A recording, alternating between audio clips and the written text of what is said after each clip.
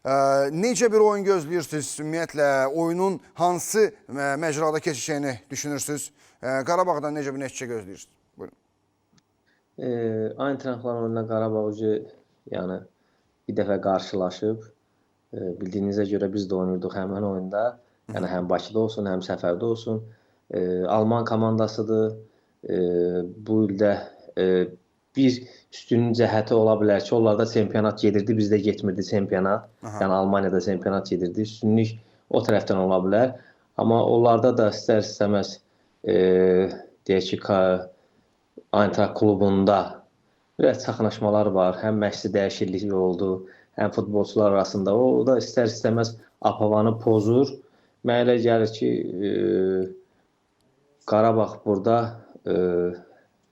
rəqibə həddindən artıq başarılı olub və xallarını toplaya bilər. Çünki hər iki komandaya da xal lazımdır. Çünki Qarabağın da xala ehtiyacı var, Eintrachtın da xala ehtiyacı var. Çünki məşqçiləri də vurğuladı ki, biz burada qələbə qazanaq, gedək evdəki maçda final kimi bir oyuna çıxaq. Yəni elə bir şey vurğulayıb. Vüqar bəy, biraz əvvəl mən idman jurnalisti Mir Bağır bəylə bağlantıdaydım. Ona da həmin sualı vermişdim. Qarabağ ümumiyyətlə top saxlamağı sevən komandadır. Yəni Qurban Qurbanovun oyun strukturu bu cürdür. Ayağında top saxlayıb, daha çox arxadan hücum qurur. Yəni müdafiədən hücum qurmağı sevən komandadır. Və digər tərəfdən Eintrachtın biz bu son oyunlarda xüsusilə çox qol buraxdığını görürük. Bu qol buraxmağın əsas səbəblərindən biri də sürətli hücum qurmalarıdır. Yəni arxadan hücum yəni o rahat, bəli, əksinə bütün komanda irəli atılmağa çalışırlar və müdafiədə yaranan boşluqlarla, bəli, əks hücumlarda qollar görürlər qapılarında. Qarabağ sizcə bugün hansı taktikadan istifadə etməlidir? Daha çox öz adəti üzrə, yəni ayağında top saxlayıb rəqibi sıxmalıdır öz qapısına doğru, yoxsa Eintrachtda top verib əks hücumlarda yaxalamağa çalışmalıdır?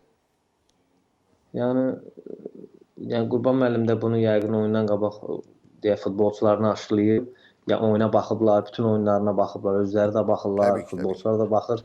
İndi hansı güclü cəhətlər var, hansı zəif cəhətlər var, onun hamısını futbolçularına deyib. Mənə elə gəlir ki, Eintracht elə futbol oynayır ki, Alman futbol oynayır da, bu əks hücumda çox üstünlük verir əks hücuma.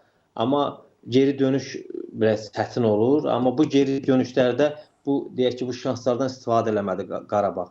Yəni biraz eləməsə çətin olacaq. Yəni bu şansda mənə elə gəlir ki, bu oyunda çünki hava şəraitinə baxaraq bu oyunda yəni həddindən artıq çox qapıya zərbələr çox olmalıdır. Çünki qapıya zərbələr, çünki yer yaş olur, deyək ki, qapısı üstündə çətin olur bu. Sürüşkənlik də olacaq. Mən elə düşünürəm ki, bu oyunda uzaqdan zərbələr çox olmalı. Çünki Qarabağda həddindən artıq azdır o qapıya zərbələr. Mən elə düşünürəm. Yəni Qarabağ qapıya maksimum yaxınlaşmağa çalışır ümumiyyətlə hücumlar zamanı. Yəni bu stili Barcelona stilidir də. Yəni top saxlayır, topla istəyir ki, yəni 1-2 deyək ki, Kasaniya ilə qol vursun. O maraqlı olsun, amma hərdən qapıya zərbə vurmaq da lazımdır. Yəni zərbələrin sayını artırmaq lazımdır bugün. Bəli.